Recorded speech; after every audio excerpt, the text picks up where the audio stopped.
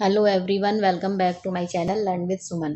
तो फ्रेंड, आज हम लोग एक नया टॉपिक स्टार्ट करेंगे। इससे पहले हमने कल जो किया है रेयॉन का टॉपिक फिनिश किया है। आई होप आपको वो पसंद आया होगा और आपने देखा भी होगा, क्योंकि उसमें मैंने कम से कम बताने की टाइम में और ज़्यादा से ज़्यादा बताने की कोशिश की है, ताकि आपका क्वेश्चन एक भी कहीं से जाए नहीं। तो उसी क्रम में हम आगे बढ़ते हुए आज हम एक नया टॉपिक नायलॉन के बारे में डिस्कस करेंगे। ठीक है, ये बहुत ज़्यादा हम इसको कॉम्प्लिकेटेड नहीं कर रहा है और मैंने इजी से इजी इसको बनाया है। आई होप आपको ये पसंद आए। चलिए स्टार्ट करते हैं। नायलॉन नायलॉन के बारे में हमने सबसे पहले बहुत सारी बातें सुन रखी हैं कि यह एक कैसा सिंथेटिक फाइबर है। ठीक है, नायलॉन कैसा है, एक सिंथेटिक फाइबर। और इसमें सबसे पहले ये हमारा कौन सी शताब्दी का चमत्कार कहा जाता है? नायलॉन जो है हमारा 20वीं शताब्दी का चमत्कार कहा जाता है। ठीक है, इससे पहले जो हमने कल रेयॉन के बारे में पढ़ा था, तो उसमें क्या था, जो रेयॉन के बारे में पढ़ा था, तो वो क्या था, 19वीं सदी के उत्तरार्ध का रेशा है। लेकिन जो हमारा नायलॉन है वो 20वीं सदी का चमत्कार कहा जाता है। अब नायलॉन क्या है, एक पॉलीएमाइड वर्ग का बहुलक भी माना जाता है। ठीक है, पॉलीएमाइड। और इससे पहले क्या होता है, इसे पूर्णतः सबसे यह एक पहला पूर्णतः सिंथेटिक फाइबर भी माना जाता है। कौन? नायलॉन। और इसको हम किस नाम से जानते हैं? इसको हम इजी लाइफ फाइबर, ठीक है, इजी लाइफ फाइबर के नाम से भी जानते हैं। और इसको हम किस नाम से भी जानते हैं? इसको हम मैजिक फाइबर के नाम से भी जानते हैं। ठीक है, तो ये हमारे इसका एक छोटा सा वो रहा कि हमने इसमें क्या क्या हो सकता है। और जो हमारा रेयॉन है, नायलॉन है, इसकी खोज जो की है वो की है वेलिस एच कैरेथर्स, जिसको हमारे फादर ऑफ नायलॉन भी कहा जाता है। और क्या कहा जाता है इनको? फादर ऑफ नायलॉन भी कहा जाता है। ठीक है, तो फादर ऑफ नायलॉन कौन है? हमारे वेलिस एच कैरेथर्स पूछ लिया जाता है। ऐसे ही हमने रेयॉन के बारे में भी डिस्कस किया था और ऐसे ही हमने नायलॉन के बारे में भी डिस्कस किया। ठीक है, अब इसमें हम थोड़ा सा और आगे बढ़ते हुए इसके गुणों के बारे में, प्रकृति कैसी है इसकी, हम उसके बारे में जानते हैं। तो नायलॉन क्या है? नायलॉन एक पॉलीअमाइड है। ठीक है, क्या है? नायलॉन एक पॉलीअमाइड। अब पॉलीअमाइड के बारे में अगर हम बात करें तो वो क्या होता है? पॉलीअमाइड वो होते हैं जो कि लंबी श्रृंखला वाले पॉलीमर्स होते हैं, जिन्हें अक्सर हम नायलॉन कहते हैं। नायलॉन क्या है? एक पॉलीअमाइड। और पॉलीअमाइड में क्या होते हैं? लंबी चेन वाले पॉलीमर्स होते हैं। अब यहाँ से एक क्वेश्चन आता है कि पॉलीमर्स क्या होते हैं, यानी कि पॉलीमराइजेशन की प्रक्रिया से हमें नायलॉन की प्राप्ति होती है। तो अब हमें पॉलीमराइजेशन पढ़ना पड़ेगा। तो पॉलीमराइजेशन क्या होता है? पॉलीमराइजेशन वह होता है जिसको हम हिंदी में क्या कहते हैं? देखो, पॉलीमराइजेशन होता है हमारा बहुलीकरण। ठीक है, ये बहुलीकरण होता है। अब इसमें क्या होता है, ये हमारी एक रासायनिक प्रक्रिया है जिसमें क्या होता है, छोटे छोटे अणु आपस में मिलकर एक लंबी श्रृंखला की चैन बनाते हैं। क्या होता है पॉलीमराइजेशन में? छोटे छोटे अणु आपस में मिलकर लंबी लंबी श्रृंखला के, बहुत लंबी श्रृंखला वाला अणु या बहुत एक चैन पॉलीमराइजेशन की बनाते जाते हैं। ठीक है, वही चैन जो होती है वो हमारी पॉलीअमाइड का ना रूप ले लेती है, जिससे हमें नायलॉन का रेशा मिलता है। अब जो एमाइड लिंकेज पाया जाता है पॉलीमर नायलॉन में, तो वो जो एमाइड लिंकेज होता है उसका फॉर्मूला क्या होता है? उसका होता है हमारा डैश, ऐसे लिखते हैं हम केमिकल उसमें, केमिस्ट्री की भाषा में CONH। ठीक है, तो यह संघनन बहुलीकरण यानी कि कंडेंसेशन पॉलीमराइजेशन से बनता है। अब पॉलीमराइजेशन को हमने बता दिया, छोटे छोटे अणुओं का आपस में मिलना या फिर श्रृंखला में मिलना या अणुओं को आपस में मिलाना। ठीक है, अब कंडेंसेशन से अगर हमारा तात्पर्य हम देखें तो वो क्या होता है कि अगर हमने मिल्क, कभी किसी चीज उस मिल्क बनाया होगा, मिल्क मेड होता है ना उसका, गाढ़ा करके, तो उसी तरह से गाढ़ा पदार्थ से हमें ये नायलॉन का प्राप्ति होती है। अब थोड़ी सी बात और हम चलें आगे, तो इसमें क्या होता है, जो नायलॉन है, सबसे पहले इसकी खोज हमारी 1935 में हुई थी। ठीक है, हमने पढ़ा है इसकी खोज 1935 में किसने की है? वेलिस एच कैरेथर्स ने। ठीक है, जिनको हम फादर ऑफ नायलॉन के नाम से भी जानते हैं। अब इन्होंने हमारा क्या किया था, सबसे पहले जो हमारा नायलॉन बना था ऐसे ही नहीं बनाया था, तो ये बना था हमारा हेक्सामेथिलीन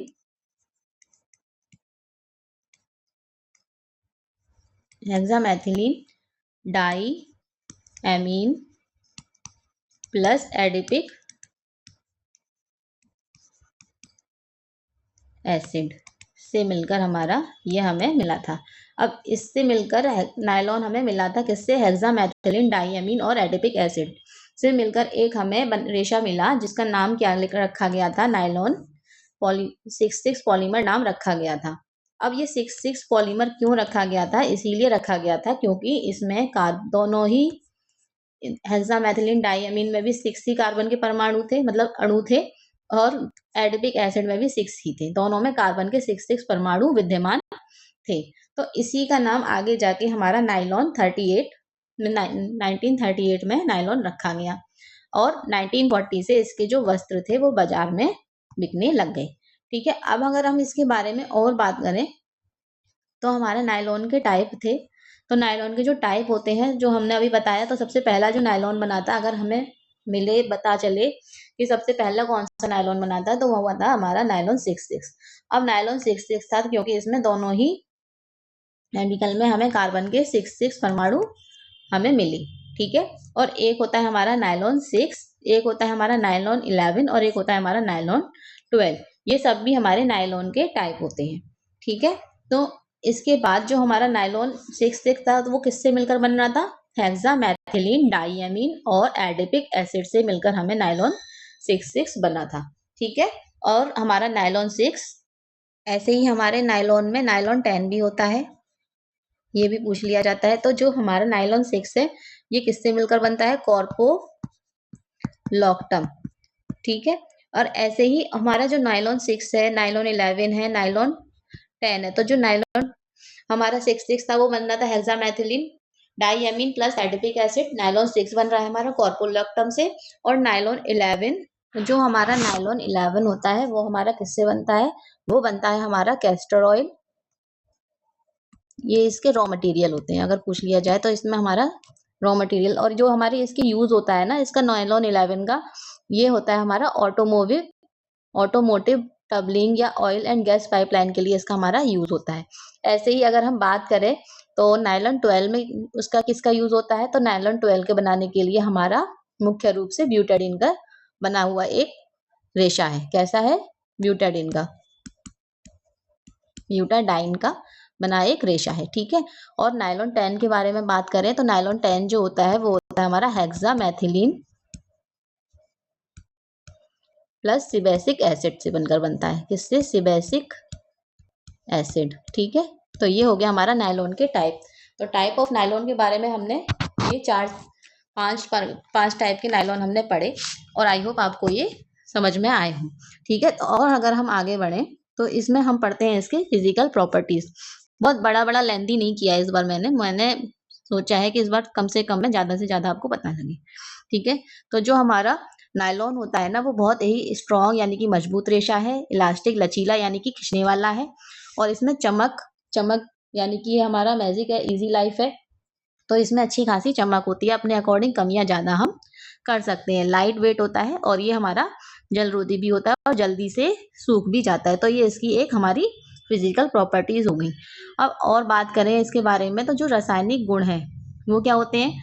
रासायनिक गुण एसिड से प्रभावित होगा। एसिड यानी कि हमारा जिसका हमने पीएच, जब हमने पीएच स्केल के बारे में अगर हमने कभी पढ़ा हो, पावर ऑफ हाइड्रोजन, तो जो हमारा 0 से 7 होता है स्केल में रीडिंग जो होती है वो होती है एसिड, और जो हमारे 7 to 14 होता है वो होता है हमारा एल्कलाइन, और क्षार से ये कम प्रभावित होता है। ठीक है, गर्मी में पिघल जाता है और कीट और फफूंद से इसमें कोई फर्क नहीं पड़ता। ठीक है, तो इसका जो यूज होता है वो बेसिकली हौजरी के कपड़े, सॉक्स, स्टॉकिंग्स में मतलब खींचने वाला है। ठीक है, तो उसके लिए यूज होता है। रस्सियां, जाल, ये सब बनाने के लिए, parachute, toothbrush, bristles, car sheet belt या टायर कार्ड बनाने के लिए इसका यूज होता है। ठीक है, और अगर हम बात करें इसके बारे में फायदे हमें पता है क्योंकि ये हमारा टिकाऊ है, बहुत बहुत ज्यादा टिकाऊ अच्छा होता है, तो टिकाऊ है। लेकिन जो नेचुरल फाइबर की बात होती है, अगर उससे बने कपड़े के बारे में बात करें तो वो अलग होते हैं, और ये हमारा पूर्णतः मतलब सिंथेटिक फाइबर है। ठीक है, केमिकल फाइबर है, या फिर हम इसको सिंथेटिक भी कहेंगे, थर्मोप्लास्टिक फाइबर के नाम से भी कहेंगे। तो ये रिंकल रेजिस्टेंस यानी कि इसमें सिकुड़न नहीं पड़ेगी। मेंटेनेंस भी इसे बहुत ज़्यादा नहीं चाहिए, जैसे हमें सिल्क और ये वूल वगैरह को रखने के लिए चाहिए रहती है, ठीक है?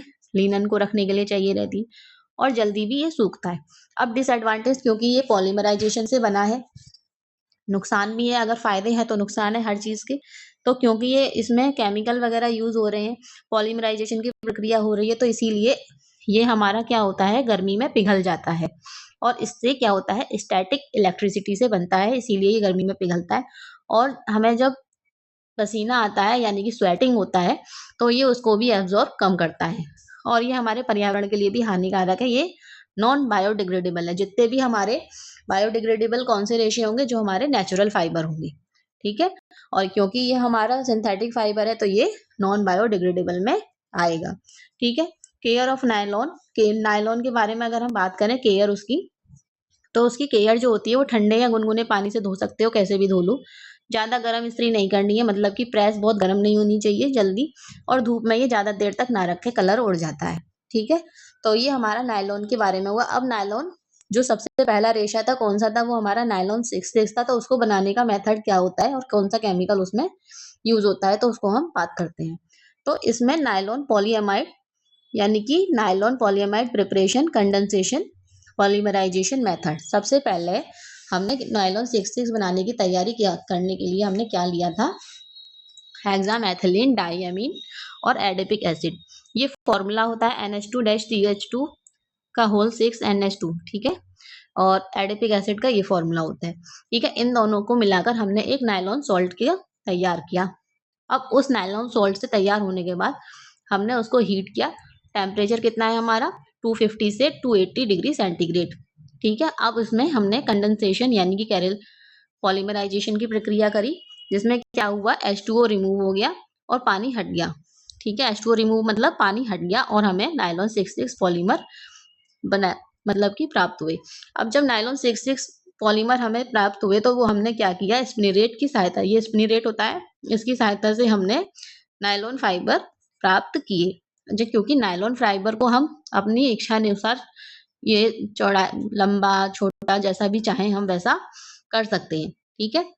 तो ये हमारा पूरा मेथड है नायलॉन 6 बनाने का। सबसे पहले मेन कंपोनेंट क्या है हमारा, हेक्सामेथिलीन डाइअमीन और एडिपिक एसिड से मिलाकर नायलॉन सॉल्ट बनाया, जिसको गर्म किया। गर्म करने के बाद कंडेंसेशन पॉलीमराइजेशन किया और उससे हमें नायलॉन 6 का एक अणु हम मतलब कि प्राप्त हो गए पॉलीमर, और उसको हमने स्पिनरेट की सहायता से फाइबर में कन्वर्ट कर दिया। अब बात हो गई हमारे नायलॉन के बारे में। नेक्स्ट अगर हम बात करें, तो जो नायलॉन से हमें, हमने रेयॉन की यार्न के बारे में बात किया था कि ये रेयॉन से हमें कितने टाइप के फाइबर्स मिलते हैं, ठीक है?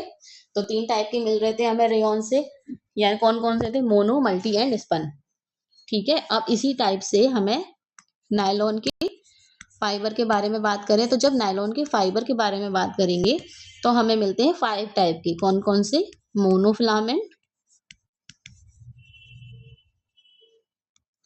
ठीक है? नंबर 2 मल्टीफिलामेंट, ठीक है? नंबर 3 स्ट्रेच यार्न, और नंबर 4 स्पन यार्न,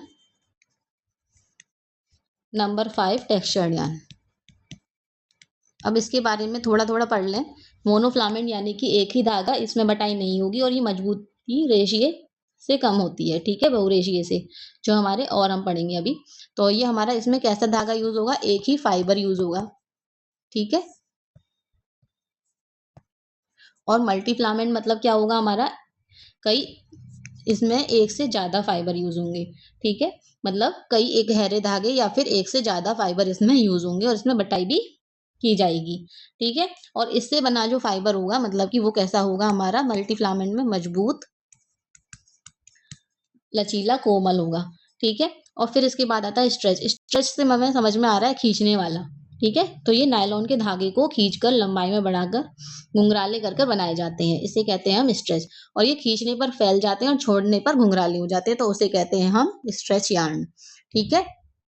और इसके बाद अगर हम बात करें स्पन यार्न की, तो जो स्पंज यान होता है, इसमें क्या होता है, नायलॉन के छोटे-छोटे, स्पंज से हमें पता चल रहा है ना, छोटे-छोटे, क्या होता है, छोटे-छोटे जो लहरदार और विभिन्न नाप के रेशे होते हैं, उससे ये हमारा बनता है, ठीक है?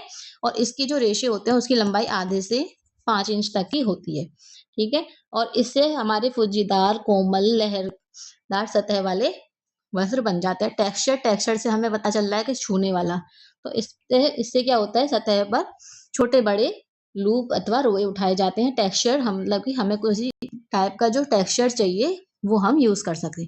जैसे हम किसी में मोटा रख रहे हैं, किसी में पतला रख रहे हैं, किसी पे छोटे-बड़े रुएँ उठा रहे हैं, तो इससे क्या होता है कि वस्त्रों की मोटाई तो ज़्यादा होती है, लेकिन जो वेट रहेगा, वो हमारा कम रहेगा। इसमें क्या होगा, यूज़ किसका होता है, शॉल और कंबल बनाने के लिए इसका यूज़ होता है, ठीक है? तो ये हमारा रहा प्रोसेस हमारा नायलॉन का। और नायलॉन में भी हमारा जब चमक अधिक होती है, तो हमें डिलस्ट्रेशन की जो प्रक्रिया को कम कर किया जाता है। और डिलस्ट्रेशन की प्रक्रिया हमने जो पढ़ी है, वो रेयॉन के लिए भी पढ़ी है, ठीक है? तो ये हमारी चमक को कम करने के लिए किया जाता है ना? इसके बारे में हमने पढ़ रखा है पहले भी, रेयॉन में भी। तो आगे अगर हम बात करें, तो आज हमने क्या-क्या पढ़ा, रेयॉन को हमने बहुत शॉर्ट नोटिस में, मतलब कि शॉर्ट्स तरीके से पढ़ने की कोशिश की। तो एक बार हम रिवाइज कर लें नायलॉन के बारे में। इजी लाइफ फाइबर है हमारा नायलॉन। नायलॉन पूर्णतः सबसे पहला सिंथेटिक फाइबर कहा जाता है नायलॉन को ही, और ये पॉलीअमाइड वर्ग का बहुलक होता है, ठीक है? इसकी खोज कब हुई थी, 1935 में हुई थी। और फादर ऑफ नायलॉन कौन कहे जाते हैं, वेलेस एच कैरथर्स कहे जाते हैं। मैजिक फाइबर के नाम से भी जाना जाता है, और इसको हम 20वीं सदी का चमत्कार भी कहा जाता है, ठीक है? वॉश एंड वियर भी कहा जाता है, इजी लाइफ फाइबर भी कहा जाता है, ठीक है? और इसकी जो प्रकृति होती है, वो हमारी क्या होती है, रासायनिक में पढ़ा हमने, पॉलीअमाइड वर्ग है, हमें पता चल गया। इसमें जो एमाइड लिंकेज पाया जाता है, जिसका फॉर्मूला होता है -CONH, ठीक है? ऐसे लिखते हैं। और यह संघनन बहुलीकरण से बनता है, यानी कि कंडेंसेशन, पॉलीमराइजेशन से हमें प्राप्त होता है। कंडेंसेशन यानी कि गाढ़ा पदार्थ, पॉलीमराइजेशन छोटे-छोटे अणुओं की मिलकर आपस में एक श्रृंखला बना लेना। तो ये हमारा होता है इसमें पॉलीमराइजेशन में, ठीक है? और इस जो नायलॉन है, नायलॉन के बाद हमने पढ़े थे नायलॉन के टाइप। नायलॉन के टाइप में हमने सबसे पहला पढ़ा नायलॉन 66। जब नायलॉन 66 पढ़ा, तो इसको बनाने में कौन-कौन सा रॉ मटेरियल यूज़ होता है, वो पढ़ा। कौन सा होता है, adipic acid, hexamethylene adipic acid, और डाइएमीन एडिपिक एसिड, ठीक है? तो ये हमारा इसमें यूज होता है, ठीक है? तो कौन सा होता है, hexamethylene diamine plus adipic acid nylon 66 को बनाने के लिए यूज किया जाता है। नायलॉन 6 कॉर्पोलैक्टम यूज किया जाता है। अब नायलॉन 66 इसका नाम इसलिए पड़ा क्योंकि इसके दोनों केमिकल में कार्बन के जो परमाणु थे, वो हमें 66 ही मिले, ठीक है? नायलॉन 11 कैस्टर ऑयल, और जो नायलॉन 12 होता है, वो butadiene. Nylon 10 hexamethylene plus sebacic acid से मिलकर बना होता है, ठीक है? अब एक चीज यहाँ पे ये रह जाती है कि नायलॉन के बारे में, नायलॉन की फिजिकल प्रॉपर्टीज, फिजिकल में ये स्ट्रॉन्ग है, इलास्टिक, इसमें लचीलापन होता है, चमकदार होता है, हल्का होता है, और ये वाटर रेजिस्टेंट होता है, जल्दी सूखता भी है, ठीक है? एसिड से प्रभावित होगा, लेकिन एल्कलाइन से ये प्रभावित नहीं, कम होगा। गर्मी में पिघलता है क्योंकि ये हमारा सिंथेटिक फाइबर है, और कीट और फफूंद से ये हमारा सुरक्षित रहता है। इसको बनाने का भी हमने मेथड देख लिया। नायलॉन 66 को बनाने का मेथड देखा। हेक्सामेथिलीन डाइएमीन और एडिपिक एसिड से मिलाकर नायलॉन सॉल्ट बनाया था, जिसको हमने 250 से लेकर 280 तक गर्म किया था। गर्म करने के बाद क्या हुआ, हमें एक गाढ़ा पदार्थ, जिसको हम क्या कह रहे हैं, कंडेंसेशन, पॉलीमराइजेशन, जिसमें कि हमारा पानी जो था हट गया था, ठीक है? जब हम दूध को गाढ़ा करते हैं, तो वो मिल्क मेड की तरह बनाते जाते हैं ना, तो उसमें चीनी डाल के, ऐसे ही हमने ये बनाया। और स्पिनिरेट की सहायता से हमने इसमें नायलॉन का फाइबर प्राप्त कर लिया। इसके बाद अगर हम और बात करें, तो हमने इसके फायदे पढ़े थे। ये बहुत टिकाऊ होता है, इसमें सिकुड़न नहीं पड़ती, कम मेंटेनेंस की जरूरत होती है, और जल्दी सूखता भी है। और डिसएडवांटेज, गर्मी में ये हमारा पिघलता है, और हमारा क्या होता है, ये पसीने को भी एब्जॉर्ब कम करता है, ठीक है? और ये हमारा नॉन बायोडिग्रेडेबल है। बायोडिग्रेडेबल जो होंगे नेचुरल फाइबर, और नॉन बायोडिग्रेडेबल जो होंगे, वो हमारे सिंथेटिक फाइबर होंगे। जो हमारी केयर कर रहे हैं, तो ये ठंडे पानी या गुनगुने पानी से धोएं। ज़्यादा गर्म इस्त्री यानी कि प्रेस नहीं करनी है, धूप में ज़्यादा देर तक ये हमें रखने भी नहीं है। नायलॉन से हमें 5 टाइप के रेशे प्राप्त होते हैं, रेयॉन से हमें 3 टाइप के हो रहे थे। रेयॉन से कौन से हो रहे थे हमें? मोनोफिलामेंट, मल्टीफिलामेंट और स्पंजान, ये हमें हो रहे थे रेयॉन से। और नायलॉन से कौन से हो रहे हैं? Monofilament, multifilament, stretch yarn, spun yarn और टेक्सचर्ड यार्न। ये 5 टाइप के हमें नायलॉन से प्राप्त हो रहे हैं। जब नायलॉन से हमें मोनो 5 हो रहे हैं, तो मोनो में मतलब एक फाइबर मोनो, हमने मोनो कार्बोहाइड्रेट भी पढ़ा है। मोनो के जब हम कार्बोहाइड्रेट पढ़ते हैं, ठीक है, तो उसमें सबसे पहले हमारा एक ही आएगा ना, एक कार्बोहाइड्रेट। तो इसीलिए मोनो भी, मोनो मतलब एक, जहां मोनो हो वहां उसका मतलब एक होता है। मल्टी मतलब एक या एक से अधिक, एक नहीं होगा लेकिन एक से अधिक होंगे।